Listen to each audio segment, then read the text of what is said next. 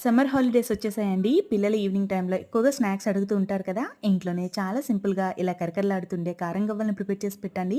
Enjoy చేస్తూ తింటారు. ఒక బౌల్‌లోకి 4 కప్పుల వరకు మైదా పిండిని తీసుకోండి.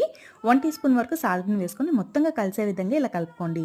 ఇందులోకి మరిగించుకున్న ఆయిల్‌ని లేదా వెన్నని ఇలా పావు కప్పు వరకు వేసుకొని రబ్ చేసుకుంటూ పిండిని కలుపుకోండి. కప్పు వరకు వాటర్‌ని తీసుకొని కొద్ది కొద్దిగా వేసుకుంటూ చపాతీ ముద్దలా కలిపేసి మూత పెట్టి అరగంట పక్కన పెట్టుకోండి. అరగంట తర్వాత చిన్న చిన్న ఉండలుగా తీసుకొని పక్కకు తీసుకోండి. గవ్వల పిటికి లైట్‌గా ఆయిల్‌ని గ్రీస్ చేసుకొని, ఇలా వేలితో ఒత్తుకుంటూ గవ్వల్ని ప్రిపేర్ చేసుకోండి. వీటన్నిటిని పక్కన పెట్టుకున్నాక డీప్ ఫ్రైకి సరిపడా ఆయిల్ పెట్టుకొని, ఆయిల్ బాగా కాగాక గవ్వలన్నింటిని కూడా వేయించుకోవాలండి. మీడియం ఫ్లేమ్‌లో పెట్టుకొని మంచి గోల్డెన్ కలర్ వచ్చే విధంగా వేయించుకోండి.